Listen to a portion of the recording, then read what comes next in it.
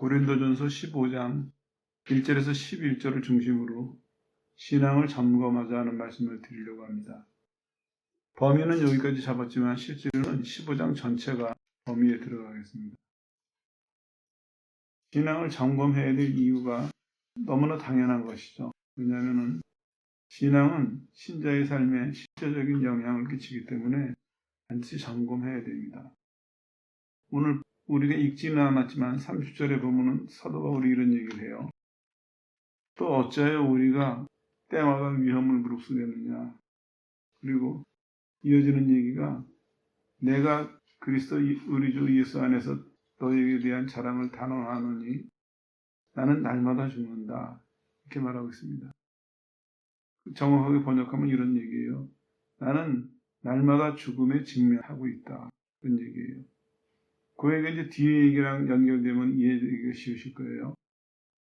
32절에 보니까 내가 범인처럼 에베소서 맹수와도 싸웠으면 이렇게 쭉 얘기가 이어져요.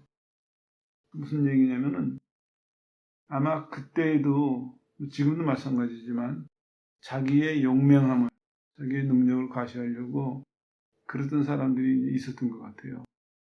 그래가지고 누가 맹수와 싸워서 이기면은 이름이 알려지고 유명해지고 요즘도 그렇죠. 그런 격투기뿐만 아니라 각 분야마다 인간의 한계에 도전해서 그 한계 이상의 능력을 보여줄 때 어느 방면에 누구 이런 소리도 참 좋아하고 그런 소리를 듣고자 그게 이제 부와 명예와 다 갖다 안겨주니까 그런 소리를 듣고자 또 애쓰는 사람들이 각 분야마다 많이 있습니다. 그런 얘기로 이해하시면 되겠습니다. 일반 사람들은 범인처럼 하는 얘기가 이제 일반 사람들이라는 얘기죠. 그런 사람들은 이와 같이 자기를 알리려고 자기의 유익을 위해서 이렇게 위험한 일도 뛰어들기도 하고 또 어떤 사람들은 이어지는 얘기가 이제 다시 못 살 테니까 살아있는 동안에 실컷 먹고 마시자. 이렇게 죽음 다음의 세계를 모르니까 마음대로 산다는 것입니다. 자기를 위해서 살거나 아니면 자기 마음대로 살거나. 그런데 바울의 일행은 그러지 않는다 그랬어요. 오히려 한 번뿐인 인생인데 복음을 위해서 위험을 무릅쓰고 다녀요. 전도하는 일에는 상당히 위험이 뒤따랐어요. 우선 자연적인 위험이 뒤따랐죠. 많은 지역을 여행해야 되니까 여행 자체가 또 위험해요. 그런데다가 또 로마 정부가 위협하고 있죠. 그리고 유대인뿐만 아니라 기독교를 싫어하는 사람 다른 종교들 우상 숭배자들이 또 죽이려고 덤벼들거든요. 어려움이 한두 가지가 아니었습니다. 또 때로는 질병이 위험하고 그런데도 왜 우리가 이렇게 위험을 무릅쓰겠느냐. 우리는 죽음 뒤에 부활이 있는 것을 믿기 때문이다. 그런 얘기거든요, 이게. 그러니까 비교가 되는 것이죠. 이 사람들은 죽음 뒤에 부활이 있는 것을 믿기 때문에 그걸 전하느라고 어떠한 위험도 감수하는 거예요. 근데 그 모습은 자기 이름을 내려고 위험에 도전하는 사람들하고는 목적과 태도가 다르다. 그런 얘기죠. 그러면서 이제 이렇게 얘기를 합니다. 34절에 보니까 그렇기 때문에 깨어서 의를 행하고 죄를 짓지 말아라. 이렇게 얘기하고 있습니다. 우리는 죽음 뒤에 부활이 있는 것을 믿기 때문에 늘 깨어서 의를 행하고 죄를 짓지 않으려고 애쓰고 산다. 복음을 전하기 위해서 위험을 무릅쓸 뿐만 아니라 우리는 개인의 삶도 경건하게 살려고 노력을 하고 있다. 그런 얘기로 이제 매듭지어지고 있습니다. 그렇습니다. 이 사람들이 왜 같은 시대를 살면서 범인들하고는 다르게 살았는가? 이유는 그거예요. 신앙 때문에. 신앙이 이 사람들의 삶에 실제적으로 영향을 끼쳤기 때문에 부활할 수 있다는, 다시 산다는 그 신앙으로 말미암아서 이 시대를 살아가는 사람들하고는 완전히 다른 삶을 스스로 택했고 그것을 꾸준히 살아가고 있다. 그런 얘기가 되는 거거든요. 그러니까 우리들도 오늘 이 시간을 계기로 내가 신앙을 점검해 볼 뿐만 아니라 내가 신앙의 어떤 부분을 점검해야 될지, 왜 점검해야 될지, 그리고 이것이 하루에 끝나는 것이 아니라 살아가면서 어떤 순간에마다 내가 늘 내 신앙을 점검해서 늘 신앙을 바로 세움으로 말미암아서 그 신앙이 내 신앙생활에 실제적인 영향을 주도록 그런 데 익숙한 사람이 돼야 됩니다. 신앙을 점검하자 말씀드렸는데 기준을 드려야 되겠죠. 여기 기준이 나오고 있습니다. 3절부터 4절까지 주로 이제 복음을 설명할 때 우리가 이렇게 얘기하는데 아주 중요한 내용이에요. 이는 성경대로 그리스도께서 우리 죄를 위하여 죽으시고 장사 지낸 바 됐다가 성경대로 사흘 만에 다시 살아나셨다. 이게 이제 기준이에요. 내용이죠, 내용. 우리가 믿는 신앙의 내용은 예수님의 죽음과 부활입니다. 이게 우리의 신앙의 근간이 되어야 됩니다. 그리고 비슷한 얘기지만 그럼 이 신앙의 기준은 뭐냐 했을 때 오늘 반복된 단어가 있었죠. 성경대로. 이게 또 하나의 중요한 부분이에요. 왜냐하면 예수님의 죽으심은 예고된 죽음입니다. 오래전서부터. 그리고 그것은 준비된 죽음이에요. 예수님의 죽으심을 보면서 사람들이 여러 가지로 평가를 하고 있어요. 정치적인 죽음이었다. 또 유대인들이 반대를 해서 그랬다. 우연히 그랬다. 충동적으로 일어난 일이다. 여러 가지 평가를 하는데 성경은 그렇게 말하고 있지 않습니다. 이것은 하나님께서 오래전부터 예고하신 죽음이고 예수님 스스로도 준비하신 죽음이고 이게 왜 의미가 있냐면요. 이 죽음이 준비된 죽음이기 때문에 그 목적이 드러나는 것이거든요. 그냥 갑자기 닥친 죽음이라면은 해석이 달라집니다. 그래서 사도 바울도 일부러 그렇게 표현하고 있는 것입니다. 성경대로 죽으시고 성경대로 살아나셨다. 그런 얘기거든요. 구원을 위해서 오랜 기간 동안 예언하셨고 성취된 것입니다. 긴 세월 이유와 목적과 방법까지 자세히 밝히셨어요. 왜 죽으시는지, 또 목적은 뭔지, 어떻게 죽으실지 너무너무 세밀하게, 심지어는 죽으신 다음에 뼈를 꺾지 않을 것까지도 다 예언하셨어요. 왜 그렇게 자세하게 예언하셨을까요? 이 죽음이 일반적인 죽음이 아니다. 왜냐하면 우리를 구원하시는 죽음이거든요. 그렇기 때문에 특별한 죽음이고 특별하다는 의미는 이것은 하나님이 계획하신 일이고 하나님이 이루신 일이다. 그렇기 때문에 이 죽음의 가치는 우리의 구원이 확실하게 보장되는 죽음이다. 이 예수님의 죽음은 우리에게 구원을 확실하게 줄 수 있는 보증이다. 그것을 증명하기 위해서 이 죽음의 의미를 우리는 바로 알아야 되겠죠. 그리고 장사 지낸 바 되었다는 얘기는 그런 얘기입니다. 낮아지실 묻히는 단계까지 이르렀다. 이건 많이 설명드렸기 때문에 넘어가겠습니다.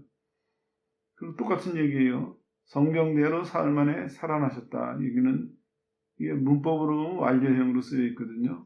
이게 왜 설명을 드리냐면은 부활하셨고 그 효력이 이제는 계속 지속이 된다는 것입니다. 계속. 요게 이제 오늘 강조할 것 중에 하나예요.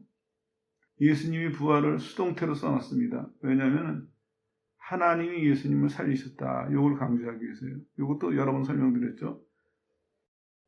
예수님은 우리 죄를 위해서 죽으셨고 스스로 대신해서 죽으셨고 하나님은 그 예수님을 살리셨어요. 이게 중요한 의미를 갖고 있죠. 왜냐? 하나님이 예수님을 살리신 얘기는 하나님이 우리도 부활시키신다는 얘기랑 연결이 되는 거거든요. 그러니까 바울의 논리는 이거죠. 그리스도를 부활하게 하신 하나님께서 우리도 부활하게 하실 것이다. 그리 믿어라. 그리스도의 부활을 너희가 받지 않느냐? 그리스도의 부활을 믿지 않느냐? 그 하나님이 우리도 부활시키실 것이다.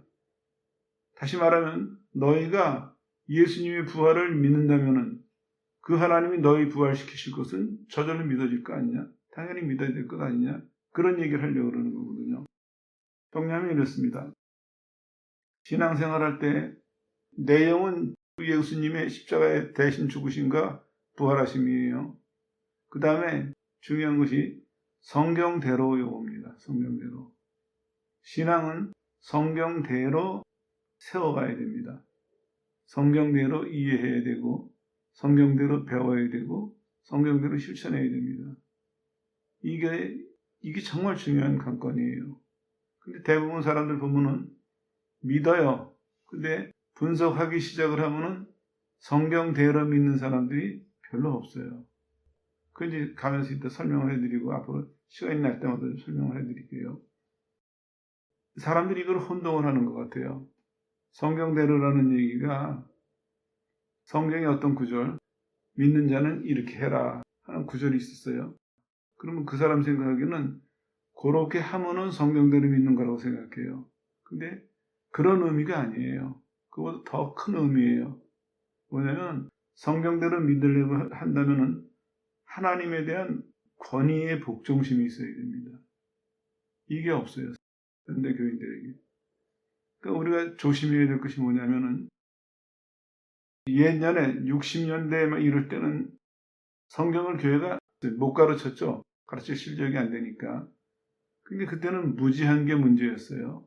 근데 시간이 지나니까 이제 특별히 80년대를 기점으로 해가지고 성경 공부가 강조가 되고 이미 그때는 강남에서는 성경 공부시키는 교회들이 큰 교회가 되고 목사님들, 교인들 온 교회가 성경 공부에 대한 관심이 대단했습니다. 열심도 많았고. 그래가지고 내용은 이제 알기 시작을 했어요. 근데 문제는 뭐냐면은 그 내용을 아는 사람들이 하는 행동들이 뭐냐면 좀 전에 말씀드린 것처럼 믿는 사람은 이래야 된다. 거기에 맞춰서 그렇게 행동하려고 그렇게 보여지려고 애를 쓰는 거예요. 그러니까 생명력이 없어요. 거기는요. 모양은 비슷한데 경건의 모양은 있는데 경건의 능력은 없어요. 왜 그런 문제가 생겨나느냐. 성경대로 여기서 지금 성경대로 하는 표현은 이게 전제가 돼야 돼요. 하나님의 권위에 대한 복종심이 있어야 됩니다. 하나님의 권위에 대한 복종심이 있는 사람은 하나님이 말씀하신 성경에 대해서 성경대로 믿어요. 성경대로 받아들이고 성경대로 따라가요. 이게 너무나 자연스러운 일입니다. 근데 오늘날 신자들의 모습은 어떻습니까? 성경을 읽고 어떤 내용을 봤어요. 그러면 그대로 살려고 어떻게 합니까? 이게 자연스럽게 이어지던가요? 아니에요.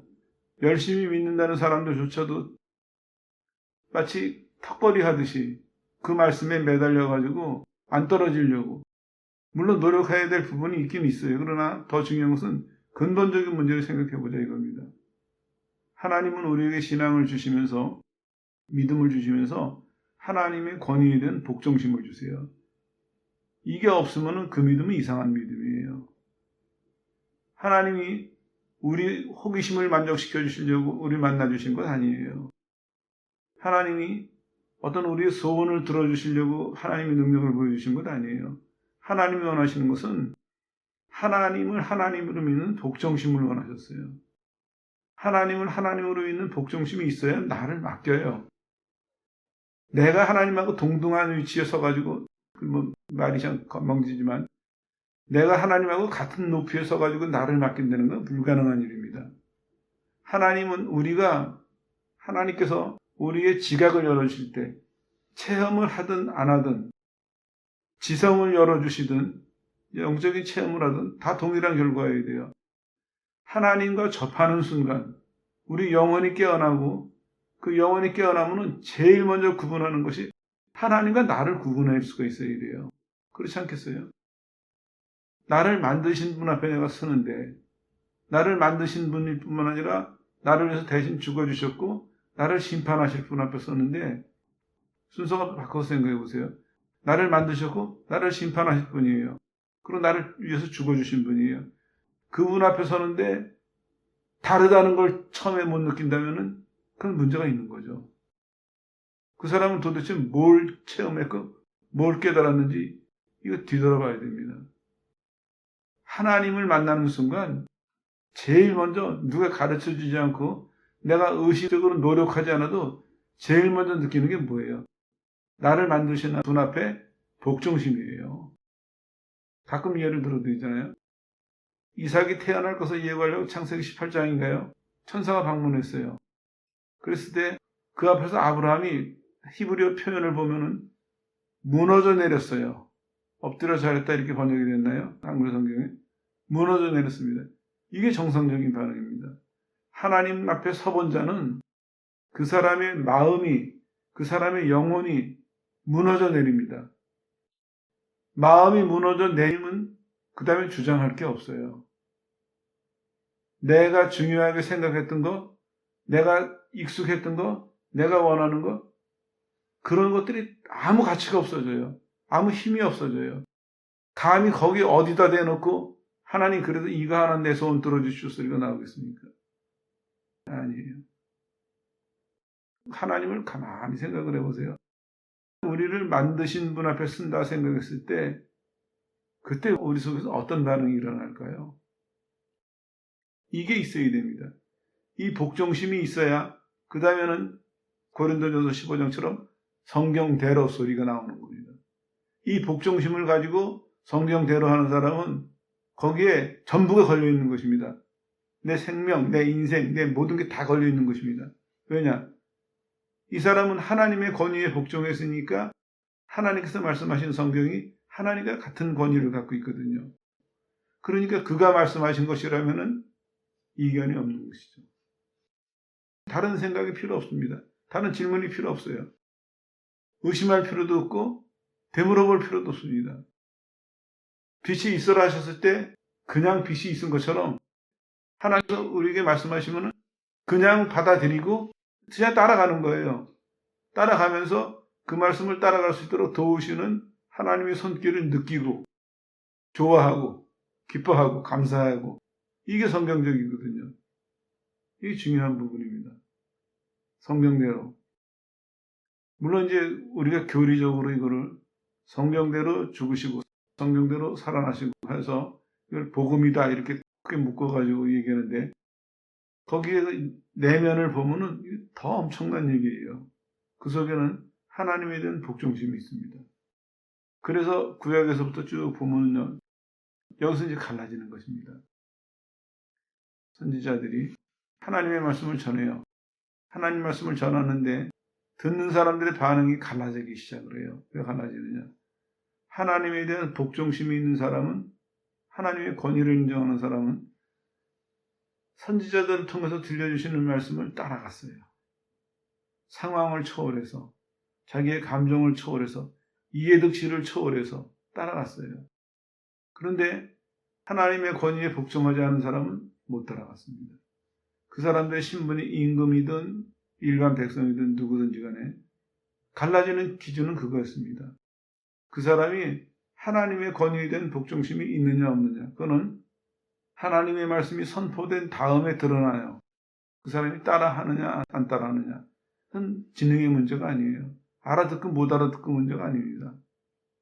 하나님의 말씀은 우리에게 지혜를 주실 뿐만 아니라 그것을 행할 능력을 주세요. 그러니까 하나님 말씀이죠. 정말 놀랍습니다. 하나님 말씀은 그 말씀 자체가 지혜를 포함하고 있고 말씀 자체가 우리가 행할 수 있는 능력을 포함하고 있어요. 누구든지 듣는 자는 네 하고 따라가든지 아니요 하고 거절하든지 둘 중에 하나를 할 수밖에 없습니다. 중간에 머뭇거리게 두지 않습니다. 머뭇거릴 수가 없습니다. 하나님 말씀이 가지고 있는 권위와 능력이 우리한테 선택하도록 지체하도록 그런 기회를 주지 않습니다. 하나님이 말씀하시는 순간부터 그 말씀을 역사하시기 시작하거든요. 그 말씀을 다 이룰 때까지. 최근에 짧은 글을 하나 써놓은 게 있는데 이런 내용에서 산소망이다. 사도 바울이 즐겨 쓰는 말이었죠. 산소망이다. 그 말이 정확하게 보니까 이런 의미더라고요. 소망이 스스로 움직여서 활동하는 것. 얼마나 은혜가 됐는지 몰라요. 우리에게 주신 소망은 그냥 막연한 세상 사람들이 갖는 잘 됐으면 좋을 텐데 그렇게 되면 좋은데 그런 막연한 희망이 아니에요. 하나님이 우리에게 약속을 통해서 주신 소망은 소망 자체가 스스로 움직이고 활동을 해서 우리를 거기에 도달하도록 그 소망이 이루어진 시간까지 보호도 해주고 인도도 해주고 데려가기도 해주고 활동한다는 것입니다. 스스로. 이와 같이 하나님께서 하시는 모든 일들은 계획하시는 것, 그 계획이 말씀으로 드러나게 되죠. 말씀하시는 것, 모든 일들이 하나님의 뜻을 이루는데 다 움직이고 있다는 것입니다. 이게 하나님의 능력이에요. 하나님의 지혜고. 그래서 성경이 여기서 그런 표현을 쓰고 있습니다. 성경대로. 깊이 음미해봐도 이 뜻을 우리가 다 이해하려면 상당히 오랜 시간 걸려야 될 것입니다. 정리하겠습니다. 신앙은 바로 이것입니다. 내용은 십자가와 부활입니다. 기준은 성경대로고, 그리고 한 가지 꼭 추가해야 될 것은 그러려면은 하나님의 권위에 대한 복종심이 있어야 된다. 이게 기준이에요. 요거를 이제 근거로 여러분들 한번 점검해 보세요. 여러분들의 신앙의 근거는 무엇입니까? 성경대로 이해하고 성경대로 믿고 성경대로 실천하고 있습니까? 이건 여러분 스스로가 답을 찾아야 될 것입니다. 여러분 스스로가 노력해야 될 것입니다. 만약에 여러분들의 신앙이 오늘 살펴본 것처럼 예수님의 죽으심과 부활의 기초를 두고 있다면은, 그러면은 여러분들은 이 질문에 대해서 대답을 해보세요, 스스로. 여러분은 어떻게 살 것입니까? 이 땅에 사는 동안에. 왜냐? 우리 신앙이 예수님의 죽으심과 부활의 기초가 됐다면은 내 부활도 믿는다는 얘기잖아요. 내가 부활할 것을 믿는다면 내가 어떻게 살아가야 될 것인가? 또 다르게 질문할 수도 있죠. 같은 질문이지만 내가 부활을 믿는 사람이라면 난 어떻게 살아왔는가? 그것도 뒤돌아볼 필요가 있습니다. 그냥 눈에 보이는 거 요거 했냐 안 했냐, 죄 졌냐 안 졌냐, 속였냐 안 속였냐, 화냈냐 안 냈냐, 주일날 빠졌냐 안 빠졌냐, 이제 그 정도 수준에서 머물러서는 안 됩니다. 성경은 그 정도 얘기를 하고 있지 않습니다. 더 큰 얘기를 하고 있습니다. 예수님의 부활을 믿는다면, 그렇다면 우리들의 부활도 믿는다는 얘기인데, 우리들의 부활을 믿는다면 우리는 어떻게 살아왔으며 어떻게 살아갈 것이냐. 바울은 아까 예를 비교해놨죠. 범인처럼 우리는 그렇게 이름을 내려고 살지 않았다. 오히려 하나님 말씀대로 살기 위해서, 하나님 복음을 전하기 위해서 날마다 죽음에 직면하지만 우리는 그 위험을 두려워하지도 않고 피하지도 않고 우리는 늘 맞서 싸우면서 살아가고 있다. 그런 얘기입니다. 다른 사람은 이름을 내기 위해서, 다른 사람은 자기의 유익을 위해서 목숨을 걸고 싸우고 있지만 우리는 하나님의 복음을 위해서, 하나님이 나한테 부탁하신 것을 지키기 위해서, 전하기 위해서 날마다 죽음에 직면하고 살아간다. 그 삶을 단언하건대 자랑한다. 그걸 자랑스럽게 생각하고 있어요. 감사하게 생각하고 있고 기쁘게 생각하고 있고, 그런 것을 인해서 남들한테 기죽지 않고 창피하게 생각하지 않고 두려워하지 않고 그렇게 살아갔다는 것입니다. 그러면서 이어지는 얘기 아까 말씀드렸죠. 동시에 깨어서 의를 행하고 죄를 짓지 않으려고 노력한다. 얘기하고 있습니다. 그렇습니다. 성경은 오늘 예수님의 죽으심과 부활을 통해서 우리가 부활할 것을 쭉 15장에 얘기를 하고 있습니다. 여러분들이 잘 아시는 내용이라 자세히 말씀 안 드릴 텐데, 분명히 우리가 부활할 것입니다. 그리고 49절에 있는 것처럼 하늘에 속한 자의 형상대로 부활할 것입니다. 순서도 그 후에 쭉 나오죠. 첫 열매인 예수님이 부활하시고 다음에는 강림하실 때 그에게 붙은 자여, 그 후에는 나중이니 또한 모든 정사 모든 권세와 능력을 멸하시고 나라를 아버지 하나님께 바칠 때다. 부활하는 순서까지 자세히 나왔습니다. 예수님의 죽으심이 예고되고 이유와 목적과 방법이 자세하게 설명된 것처럼 우리 부활도 자세하게 설명이 됐어요. 이게 두 개를 비교해서 생각해 보시는데요. 죽으심이 그렇게 자세하게 설명이 되고 사실 그대로 된 것처럼 부활도 자세히 설명이 되고 그대로 될 것이다. 그런 얘기죠. 그러면서 이렇게 권하고 있습니다. 57절에 보니까 우리에게 이김을 주시는 하나님께 감사하다. 예수님으로 말미암아서 이김을 주신다 하죠. 근데 놀라운 것이 이김을 주신다 하는 얘기가 현재형으로 쓰여 있습니다. 헬라어에서 현재형은 계속과 반복을 의미하고 있습니다. 그러니까 무슨 얘기냐면요. 우리에게 부활할 신앙을 주셨을 뿐만 아니라 그 신앙을 가지고 계속 이기게 하신다 하는 얘기입니다. 계속. 부활 신앙을 가진 사람들은요, 이 세상에서 이리 치이고 저리 치이다가 마지막 날 한 번 이기는 것이 아닙니다. 부활 신앙을 갖는 순간서부터 우리가 계속 이기게 했어요. 계속. 우리가 부활해서 예수님 다시 만나는 순간까지 계속해서 이기게 하세요. 그러니까 이제 아까 이게 반복이 되는데, 우리 신앙을 점검해 볼 때 나는 계속해서 이기지 못하고 있다면 뭐 좀 문제가 있는 거죠. 내가 잘못 이해하고 있거나 잘못 실천하고 있거나 둘 중에 하나일 것입니다. 그리고 이제 58절에 이렇게 부탁을 하면서 얘기를 했습니다. 내 사랑하는 형제들아, 견고하며 흔들리지 말며 항상 주의 일에 더욱 힘쓰는 자들이 되라 얘기하고 있습니다. 더욱 힘쓰는 자 하는 얘기는 이렇게 번역해도 돼요. 더욱 탁월한 자들이 되라. 견고하고 흔들리지 말고 주의 일에 더욱 탁월한 자들이 되라. 왜냐? 너희 수고가 헛되지 않은 줄 알지 않느냐. 그리고 얘기는 끝을 맺습니다. 그렇습니다. 오늘 신앙을 점검하면서 여러분들이 하나님의 권위에 대해서 다시 한번 생각을 해보십시오. 내 복종심은 무엇을 근거하고 있는가? 다시 말씀드리면 내가 성경에 대한 신뢰, 성경 말씀에 대한 순종이 어디서 나오는 거냐? 하나님의 권위에 대한 복종에서부터 나오는 것이냐? 아니면은 내가 믿는 사람이니까 그래야 된다는 내 강요로부터 나오는 것이냐? 내 노력과 열심으로부터 나오는 것이냐? 이걸 점검하세요. 그리고 또 하나는 내가 정말 부활을 믿는다면 이제는 견고하며 흔들리지 말며 주의 일에 더욱 힘쓰는 자들이 되어야겠다. 왜냐? 내가 이 땅에서 하는 모든 수고가 결과가 헛되지 않을 것을 믿기 때문에. 그리고 한 가지 추가한다면 두려울 필요 없습니다. 왜냐? 하나님은 날마다 우리에게 이김을 주십니다. 그것이 현재형으로 계속 이김을 주시고 반복적으로 이김을 주시고 계속 이김을 주세요. 그래서 에베소서 공부할 때 말씀드린 적 있죠? 에베소서가 이렇게 시작하고 있어요.